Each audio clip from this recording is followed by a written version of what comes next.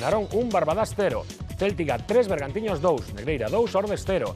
Vilalbés 2, As Pontes 0. Cerceda 1, Compostela 0. Alondras 1, Dorneda 0. Rápido de Bouzas 1, Racing de Ferrol 0. Deportivo B1, Vilalonga 0 e Somozas 2, Betanzos 0. Perdeu o Racing de Ferrol finalmente, logo de 8 xornadas consecutivas gañando os seus partidos. No Baltasar Pujales caeu ante o Rápido de Bouzas. Buscaba o Racing de Ferrol ese rexistro de 11 xornadas consecutivas sin perder no inicio do campeonato. Esta temporada queda nas 8, perdeu nun campo maldito, perdeu por 1-0, o igual que xa fixera o ano pasado. A novena caeu o Racing de Ferrol no artificial Baltasar Pujales. O Rápido de Bouzas ben plantado curtou as as de creación os de José Manuel Aira, impediulles triangular. De pouco serviron o ímpetu de Marcos Álvarez pola banda e a insistencia de Iago Iglesias. O tapete de Bouzas complicou o fútbol de Terciopelo Verde. No Rápido avisa o incombustible Llavé, testarada por riba do Longueiro. Jesús Varela estreouse no Baltasar Pujales. Temos un verdadeiro equipo forte, que temos que coller confianza, xente xoven que está facendo as cousas moi ben. Eu penso que con humildade podemos facer cousas bonitas este ano. No segundo tempo, o Racing puido tirar proveito de algunha acción a balón parado, pero insistiron serios os de Juan Carlos Andrés. O vigués Pablo Carnero, ex do Marino de Luanco, tiña claro o seu papel e acaba marcando a súa primeira diana nesta liga a contra, tras a xogada de Jacobo. A diana da vitoria do Rápido de Bouzas ante o Racing, que celebrou o xogador do Celta Nacho Insa, irmán do defensor aurinegro Kiko. Pues es mi primer gol, ya tenía ganas de marcar y bueno, estoy contento con ello, con la victoria del equipo sobre todo y bueno, que ganamos al primer clasificado, que es muy importante para nosotros. La pena que me queda es que después de que ellos no hayan sido capaces de hacernos gol en ocasiones claras que han tenido, que hayamos encajado el gol en una acción de contra con una falta a favor nuestra, ¿no? Son 8 victorias, son puntos que xa non nos quita nadie e bueno, temos que seguir nesta línea, que a línea está sendo moi boa e por perder un partido non vai a pasar nada tampouco. O Rápido de Bouzas puido incrementar a súa conta en transicións rápidas, brindoulle os seus xareiros, ademais do triunfo trofeo que o acredita como campeón da fase galega da Copa Federación. Para alivio do Racing de Ferrol, o segundo clasificado tamén caeu nun intenso partido, que tamén pudemos ver en directo na Liga das Cidades en Pasarón ante o Pontevedra. Parece que se puxeron de acordo, un partido que decidiu un gran goleador, decidiu Santi Domínguez con 2 tantos. Un contragolpe do Pontevedra con canonazo de Santi Domínguez mediada primeira metade. Foi o primeiro gol. Sumaba o Celta B 5 xornadas seguidas en que lle marcasen. O Celta B, físicamente con máis ritmo, apreta na busca do empate. Unha clara de Camochu. Houve un testarazo de Rubén Martínez. Quizáis a menos perigosa semellaba esta que chega no tempo de prolongación da primeira metade, minuto 46, con gol de David Añón.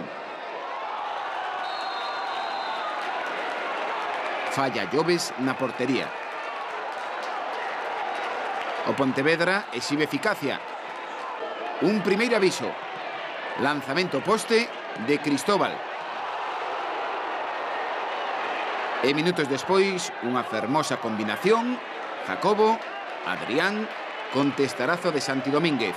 O gol da vitoria do Pontevedra.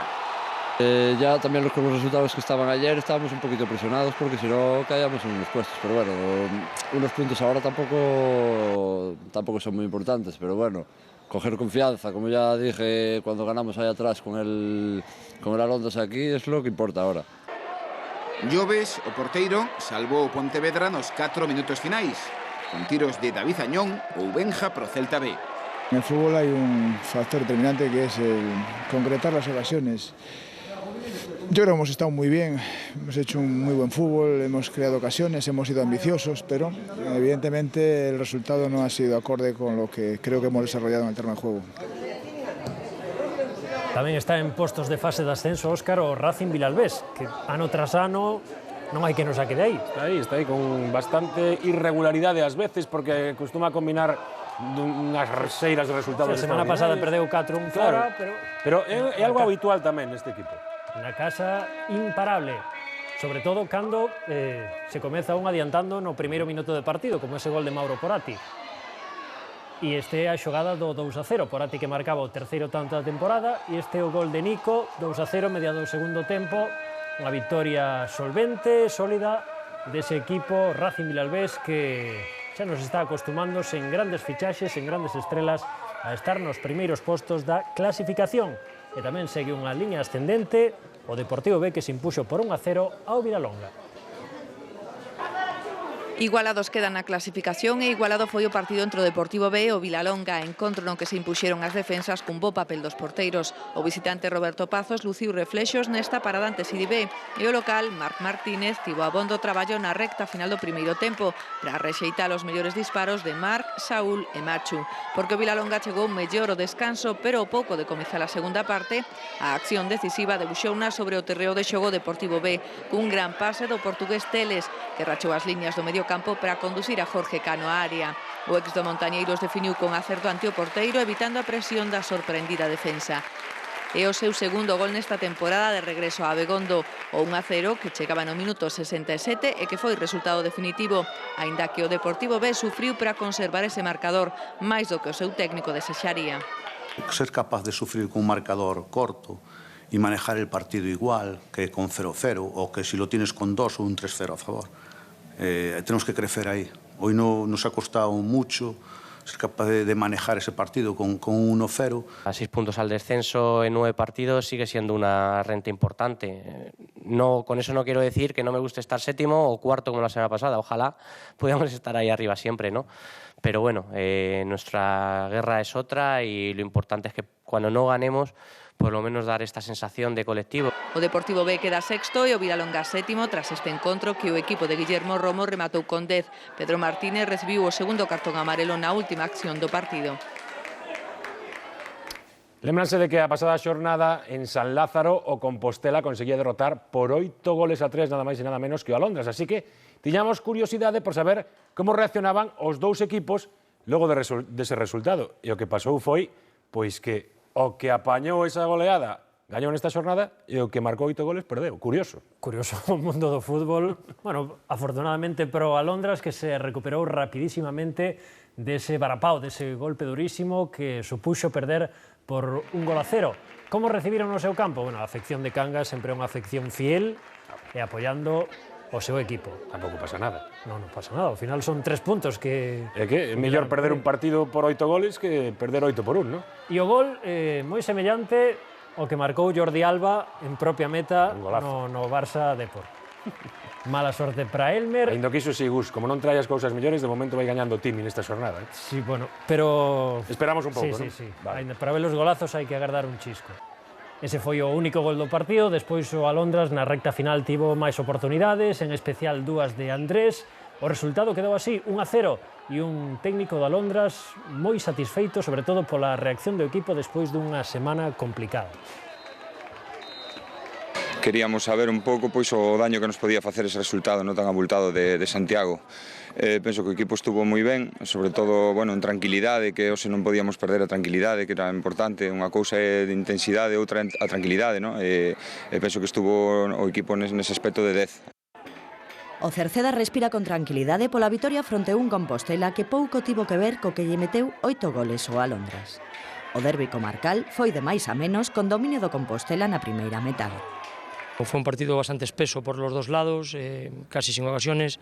Las ocasiones fueron nuestras, tuvimos 3 o 4 claras y al final una que tuvo el Cerceda pues nos marcó el gol y nos ganó el partido. O gol chegou no minuto 26 da segunda metade co remate de vía rápida logo dun centro de Remeseiro.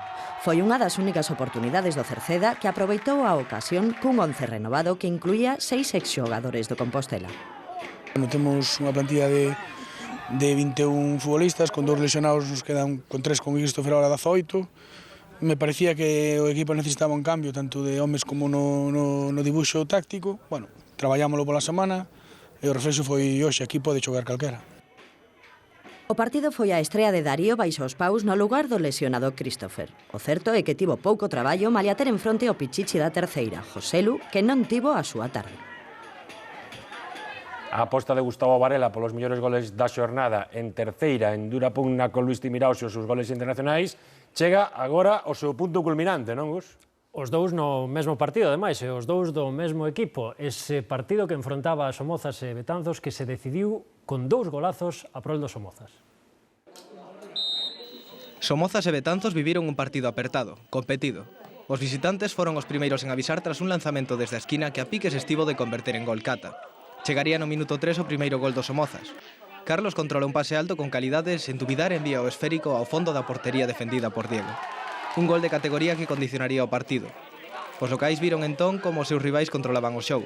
Con todo, o Betanzos non deu transformado ese dominio en goles. Marcaron un anulado a Álvaro por man. Si valeu o de Edi, que converte unha posesión no medio do campo nun gol antolóxico. Diego estaba mal colocado e o xogador local non dubidou. Levábamos toda a primeira parte os compañeros dicíndome mira o porteiro que está adiantado, prova, tal. E aí na segunda parte xa prácticamente non tiña aire, recibí un balón, gireime e xa casi non mirei. Tirei e por suerte entrou, está claro que sempre é bonito meter un gol así, pero máis importante que para confirmar os 3 puntos é seguir así. Só quedaba un cuarto de hora de partido e o Betanzos non foi quen de recuperarse, malia gozar de boas oportunidades e incluso mandar un balón ao pau da porta defendida por Paco.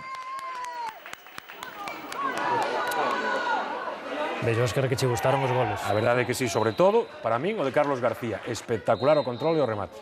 Estamos a ver partido para acabar, Narón un Barbadás 0, e Soco Barbadás fallou un penalti, ese penalti de Rafa que sacou Marcos Souto, e o Narón que tamén gañou de penalti, un dos penaltis máis claros que se van a ver este ano na terceira división. Sí, la boca xeo defensor. Vaya pata, mira Martín, como se le vas más a cabeza dicindo, que fixi. Un penalti aos que os árbitros pois les dá gusto pitar, claro, non hai ninguna discusión. Ese penalti transformado por Carlos Mella, o Narón, que segue en postos de descenso, pero cando menos abandona a última posición. Así está a clasificación na terceira galega, non se move a puntuación de Racing de Ferrol e de Celta B, quedan con eses 24 e 20 puntos